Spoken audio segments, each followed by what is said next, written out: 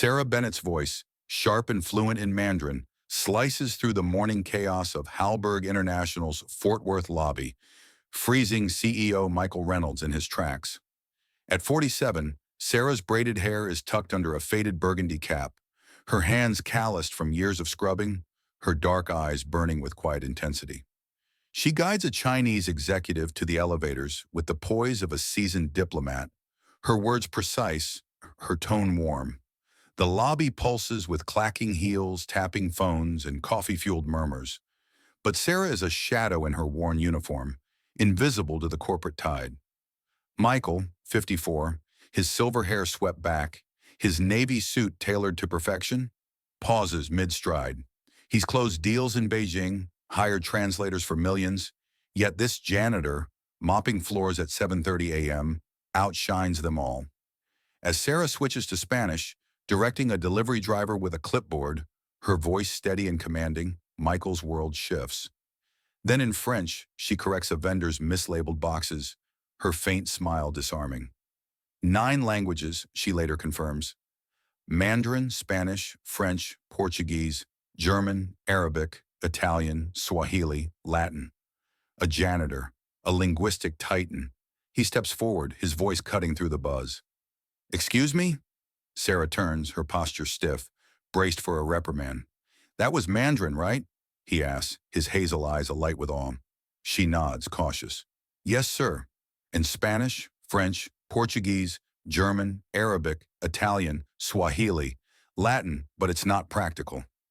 Michael's jaw tightens, not from anger but revelation. "Your name?" "Sarah Bennett." He gestures to the elevators. "Got a few minutes?" "My office." Her brow lifts, a flicker of doubt in her eyes, but she nods, stepping into a moment that could rewrite her life. Alone, Sarah grips her cleaning rag, her heart pounding. 13 years of mopping, unseen. Now the CEO sees her. She wonders if it's a fluke or a door. In her mind, flashes of late nights studying languages by lamplight, her daughter Ava's laughter, and the ache of being overlooked collide. This moment feels like a precipice. The elevator hums, carrying Sarah and Michael to the 18th floor. The executive suite smells of polished oak and citrus. A world of glass walls and leather chairs far from the bleach-soaked service level. Sarah, her uniform frayed at the cuffs, feels like an intruder, her calloused hands clutching her bag. Michael, his tie slightly loosened, studies her. Sarah's face, etched with lines of resilience, holds stories he needs to hear. Stories of grit and hidden brilliance. In his office, a world map with colored pins looms behind his desk, beside a framed photo of his 2 daughters and a dusty trade award from Brussels. "So Sarah," he begins, leaning forward, "how does someone with 9 languages end up cleaning floors?" Her gaze is steady, unflinching. "You want the truth? It's not short." Born in Toledo, Ohio, to a welder and a caregiver, Sarah won a scholarship to Kent State for linguistics. Her master's was derailed by her mother's cancer and her father's stroke. At 23, a single mother to Ava, she worked odd jobs, grocery clerk, temp worker, then Halberg's night shift. "But I never stopped learning," she says, her voice low, fierce. "Textbooks, radio, foreign films. I kept sharp. It's my soul." Michael's mind races. Halberg's global deals falter over miscommunications. Sarah could be the key. "You're wasted downstairs," he says, scribbling notes. Sarah's eyes narrow. "What's that mean?" "Ideas," he replies, a vision forming. "This company needs you." Sarah hesitates, years of being unseen clashing with this sudden spotlight. "I'm not sure I belong up here," she admits, her voice barely above a whisper. Michael leans closer, his tone firm. "You belong anywhere you choose." As they part, Sarah feels the weight of possibility, her heart caught between fear and a flicker of hope. The service level is a maze of scuffed walls and stacked supplies, the air thick with bleach and rubber. Michael navigates past maintenance crews to find Sarah restocking microfiber cloths, her movements precise, her expression guarded. Her uniform, slightly too big, hangs on her slim frame, but her eyes burn with focus. "Mind if I interrupt?" he asks, his voice soft but urgent. She turns, startled. "You came down here?" He smiles, a rare warmth in his corporate demeanor. Need a favor. Our São Paulo translator canceled. Can you step in? Sarah pauses, then nods. Portuguese. I've got it. In conference room 4C, four Brazilian executives fidget, their phones glowing. Sarah enters, her uniform stark against their tailored suits, her presence quiet but commanding. Her Portuguese flows, confident and warm, weaving humor into logistics. The room shifts, shoulders relax, smiles form. When an executive cracks a joke, Sarah fires back, sparking laughter that echoes off the glass walls. Michael watches, awestruck, his notepad forgotten. Post-meeting, an executive tells him, "She's better than anyone we've had. Where'd you find her?" Michael glances at Sarah, stacking cups on a tray. "Right here." In the hallway, he asks, "Ever done this professionally?" Sarah shakes her head, her braids swaying. "Just helped at clinics, city offices. No time for more. Ava needed me."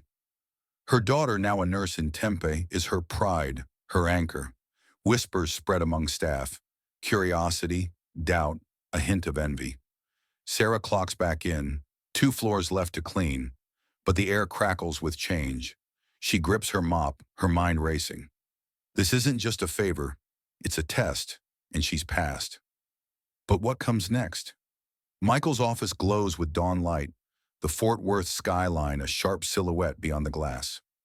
Sarah stands by the door, her borrowed blazer stiff on her shoulders, her hands still rough from years of scrubbing. Michael's voice is firm, his eyes locked on hers.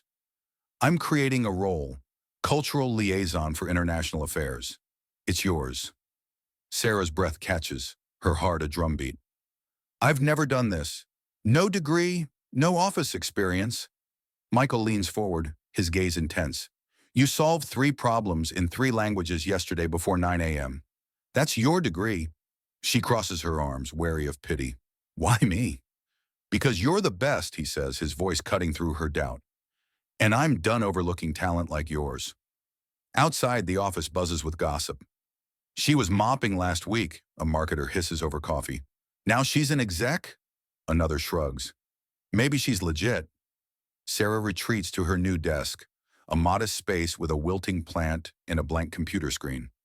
Alone, she recalls nights scrubbing floors, missing Ava's school plays, her feet throbbing, her dreams buried under bills.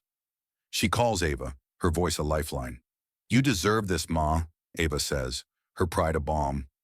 Sarah hangs up, her old badge in hand, and nods to herself. "Let's do this," she whispers, stepping into a world she never imagined. The office hums around her, a mix of skepticism and curiosity, but Sarah's focus is razor sharp. This is her shot, and she won't waste it.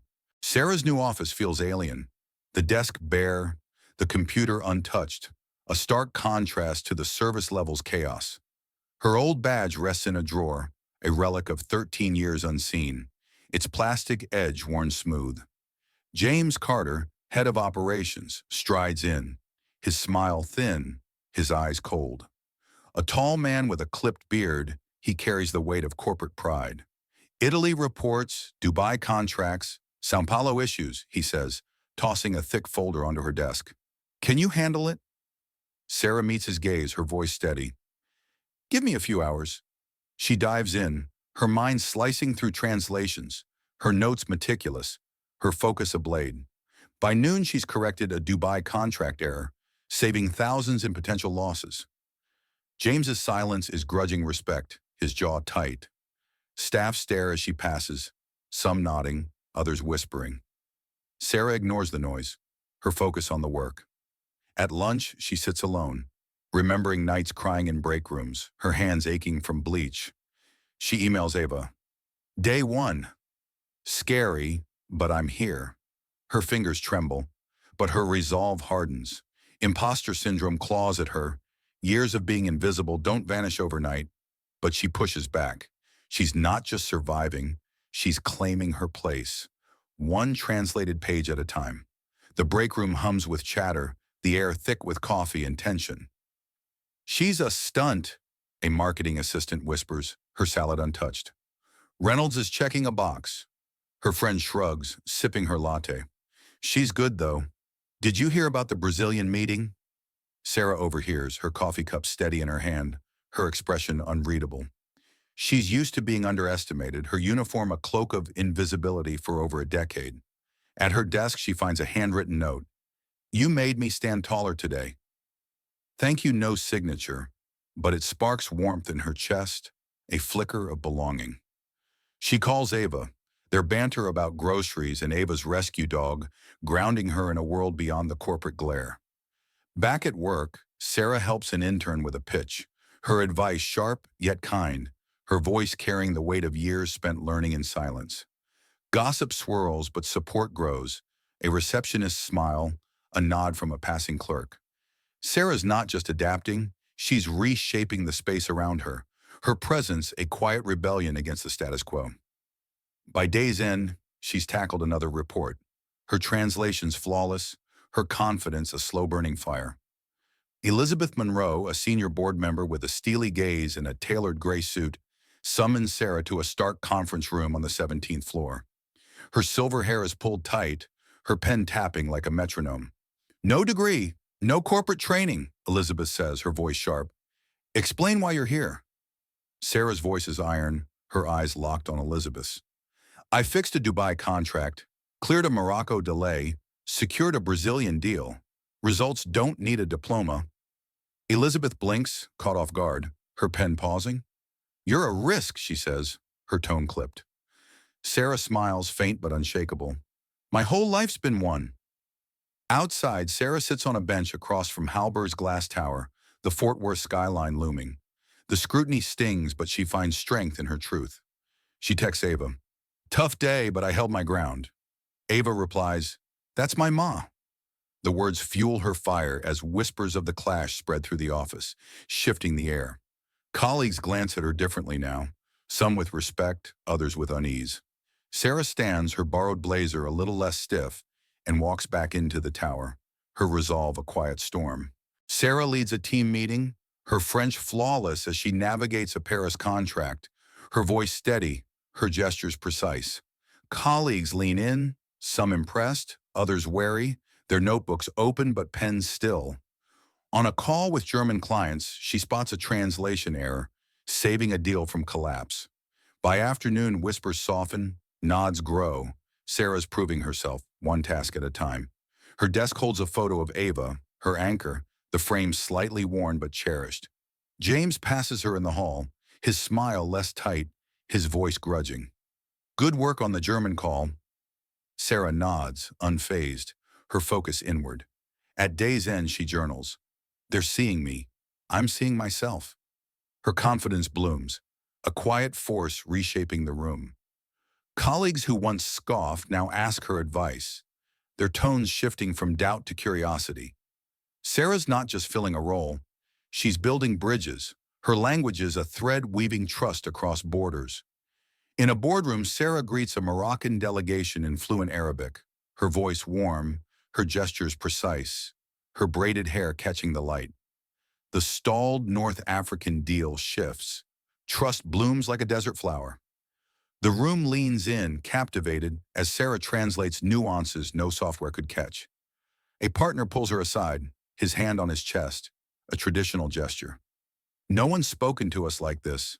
Thank you, Sarah nods, her voice soft. You matter. At her desk, she processes the moment, pride clashing with the pressure of her new role. She calls Ava, sharing the win, her voice thick with emotion. You're unstoppable, Ma, Ava says, her laugh a lifeline. Sarah smiles, but the weight grows heavier. Her impact is real, but so are the eyes watching her every move. Colleagues note her success, their whispers now tinged with awe. Sarah's not just a liaison, she's a force, reshaping how Halberg connects with the world. Michael unveils a plaque. Bennett Room. Interns whisper, Who's Bennett? A senior staffer replies, She's proof greatness doesn't need a suit. Sarah's throat tightens as she places her old badge in her drawer, its plastic edge a reminder of 13 years unseen. Gossip lingers. Some call it a PR move, others a revolution, but support swells. A colleague thanks her for a translation tip, her voice genuine. Sarah reflects on nights scrubbing floors, dreams buried under bills, Ava's laughter her only light. She texts Ava a photo of the plaque. "This is for you, too." Ava replies, "Proud of you, Mom." Sarah's resolve solidifies. She's not just here, she's home. Her presence reshapes the office. Her name on the wall, a quiet promise of change. Colleagues pass her with nods, their skepticism fading, her impact undeniable. The Voices Rising program launches, offering language and leadership training to service staff. Sarah mentors Mia, a shy intern with a spark in her eyes, urging her to dream big. One word at a time, Sarah says, her voice kind but firm. The program sparks excitement. Workers sign up, their voices emerging from the shadows. A driver shares coding skills. A clerk reveals Japanese fluency. Michael watches, crediting Sarah's vision. She meets his gaze. "There's more like me out there." He nods. "Let's find them." Sarah's office feels like hers now, her nameplate a beacon. She's not just leading, she's igniting a movement. Her language is a bridge to a new culture. The office hums with possibility, and Sarah's at its heart, her quiet strength a catalyst for change. At a Cincinnati summit, Sarah steps to the podium, her navy blazer sharp, her voice steady. "I was never just a janitor," she says, her words cutting through the silence. "I was ready, but no one looked." The crowd falls silent, then stands, their applause a wave. A young man approaches, tears in his eyes. "My mom's a housekeeper. She speaks 5 languages. You made me proud." Sarah's heart swells. She's not just a liaison, but a beacon. Backstage, she calls Ava, her voice thick. "I did it," Ava laughs. "You're just starting, Ma." Sarah's impact ripples through the office. Colleagues cite her in meetings, interns seek her advice. Her story's no longer hers alone. It's a spark for others, a call to see brilliance where it's been ignored. Voices Rising grows, with service workers pitching ideas, their confidence blooming. Sarah chats with janitors in the service level, still one of them at heart, her laughter echoing off scuffed walls. Michael reflects in his office, the world map behind him dotted with new pins. "She changed us," he tells his assistant, his voice heavy with pride. Sarah handles a Dubai call, her Arabic flawless, her focus unshakable. A colleague leaves a note. "We see you." She smiles, her fear fading. Employees share stories. A driver with coding dreams. A clerk fluent in Korean. Sarah's rise inspires them to step forward, their voices no longer silent. The company's shifting, and Sarah's the spark, her quiet strength rewriting the rules. Sarah traces her nameplate, Sarah Bennett, cultural liaison, her fingers lingering on the brushed steel. She remembers nights mopping, dreams deferred, Ava's laughter her only light. Now she's home. Michael stops by, his smile warm. "You've changed this place. We're looking closer now." Sarah nods, her old badge in the drawer, her heart full. Employees share stories of inspiration. A security guard studying law, a receptionist writing poetry. Sarah's legacy is a ripple, touching lives beyond Halberg. Her story urges others to see brilliance in the overlooked, to bring more chairs to the table. As she steps into the Bennett room, her head high, Sarah knows she's not just a voice, she's a revolution, and the world is listening.